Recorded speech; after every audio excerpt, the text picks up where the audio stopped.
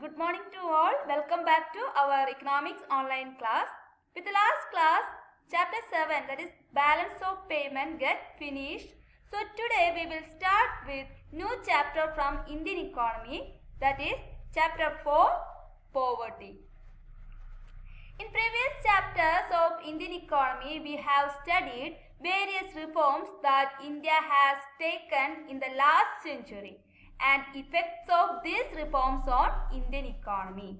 From that, we have understood the major aim of these policies were the reduction of poverty and integrating the poor into the mainstream and achieving a minimum standard of living for all. However, we need to know where we stand today. More than 1/5 of the world's poor live in India alone. To reduce the number of poor in our country, first of all, we have to know about what is poverty and who are the poor. This chapter deals with various attributes of poverty and existing poverty alleviation programs. So let's start with the topic, who are the poor? There are two types of poor. They are urban poor and rural poor. So urban poor are largely the outflow of rural poor who had migrated to urban area in search of employment. It includes pushcart vendors, street cobblers, women who string flowers, rag pickers, beggars, etc. But in rural area, most of the poor are landless agriculture laborers. But the common features of these poor are they possess few assets. Then they have unstable employment. Then the starvation, hunger, lack of literacy, limited economic opportunity, ill health and disability, malnutrition. Then they borrow money from money. Then it causes indebtedness of poor people. Then no access to electricity and safe drinking water. Gender inequality is very high in poor family. Then there less care for women. These are the common features of a poor. So how can we define poverty? Poverty refers to a state in which an individual is unable to fulfill even the basic necessity of life. What are the basic necessity of life? Food, clothes, shelter, etc. So, poverty is the situation in which person cannot access even food, clothes and shelter. Okay? Then how are poor people identified in India? Identification of poor people. In pre-independent India, Dadabhai Naoroji was put forward at the concept poverty line. So for this purpose, he introduced the term jail cost living. According to him, living cost of jail is the index of determining poverty of entire country. So let's explain his index. So according to him, children do not stay in jail, but in actual society there are children too. So he adjusted the jail cost of living to arrive at the poverty line. How he adjusted it? He assumed that from total population, 1/3 consisted of children and he removed this 1/3 population and take only the remaining 2/3 population of adult. This population would consume full amount of diet. However, the 1/3 population which is children further divided into 1/6 population under the age of 1 year. That is small children. They do not consume food. And the remaining 1/6 of the children who have consumed half amount of food as the adult. So combining all these three, that means 1/6 small children, then one is the children who consume half of the diet, and the adult. When we combining all this, we would have the total of 3/4 that would be generated, and he said that average poverty line can be explained as 3/4 of the total average of living in a jail on a daily basis. Okay. He believed that since the jail prices would be most minimum price during that time, the menu of the prisoners of food of person had considered as the basic line. If a person cannot have even this 3/4 of diet, is considered as poor. So this is the jail cost living in. Later, that is after independence, the idea had changed.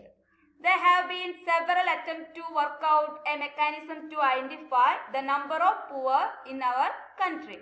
For example, in 1962, the Planning Commission formed a study group, and in 1979, another body called Task Force on Projection of Minimum Needs and Effective Consumption Demand was formed.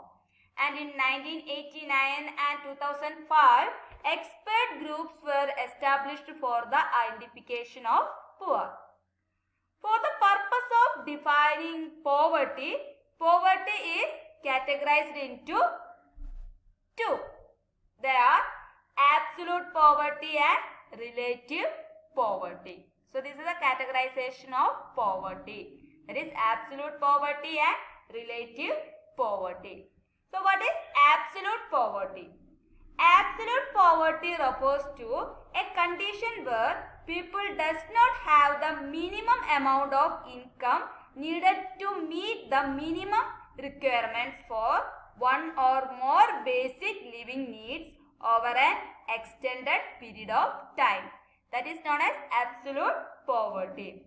Suppose ₹100 per day should be the minimum level of income that person should earn. If a person is earning below that, it means he living below poverty. It is a absolute poverty. We are measuring poverty in absolute number, that is 100, 200, 500, etc. Then what about relative poverty? Relative poverty means poverty defined in comparison to other people's standard of living in the economy. Thus, a person can be poor in the relative sense. Even he is not poor in the absolute sense, that is, he can meet the basic requirements, but compared to other standard of living, he is not much better. That is known as relative poverty. For example, suppose a person is moving on cycle, but all his neighbors are moving with scooter. So then he can say he is in relative poverty, and then gradually he progressed and bought a scooter. But all his neighbors now have car. So again he might feel that there is a relative poverty. So relative poverty closely connected with inequalities. Okay. Then we are moving to understand what is poverty line. There are many ways to measuring poverty. The common way to determining poverty is on the basis of minimum calories intake. That is, minimum calorie intake is estimated at 2,400 calories for a rural person and 2,100 calories for urban person. So this is the basic requirements of calories. This is the most standard consumption by an individual which is determining poverty line.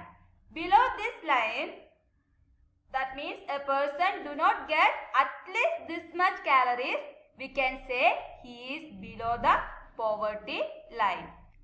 On the basis of this, in 2010, the poverty line was defined for rural area as consumption worth rupees 673. So, in order to get 2,400 calories, a person have to spend 673 rupees.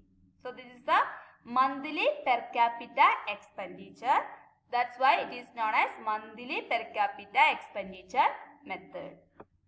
On the basis of poverty line, poor are classified into various categories.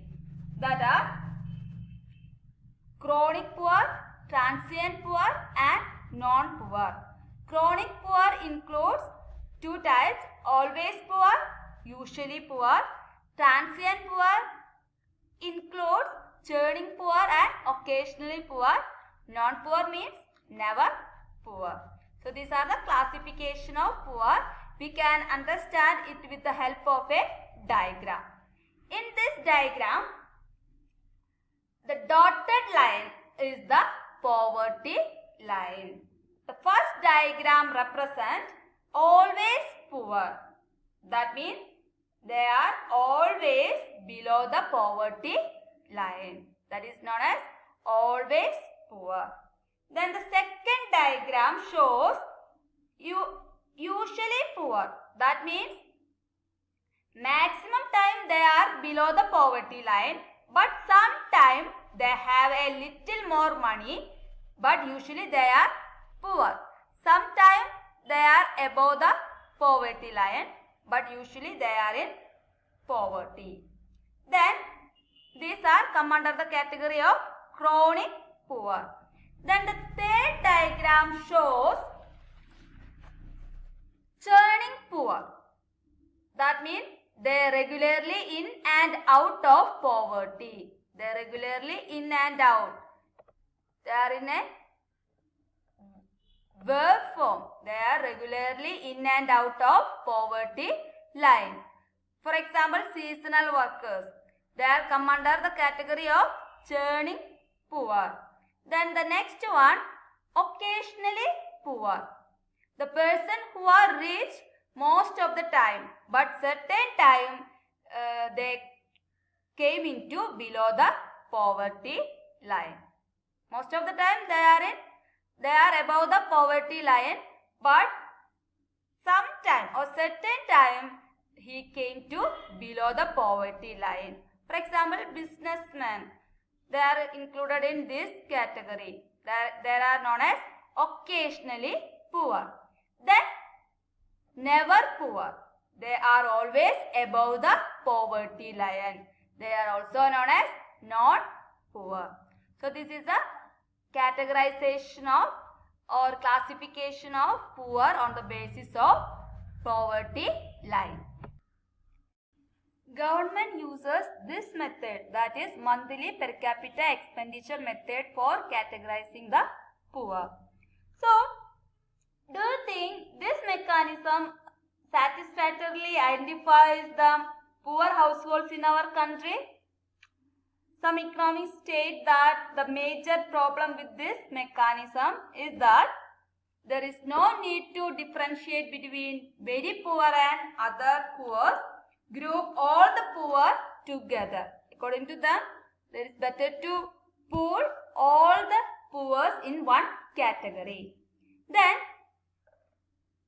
by this method, it would be difficult to identify who among the poor need more help. There are different categories.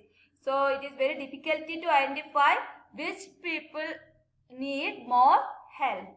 Then, in this method, poverty measured on the basis of asset and income. But there are many other factors which associate with poverty. For example, education, health, then poverty index or other HDIs, that is human development indexes, etc.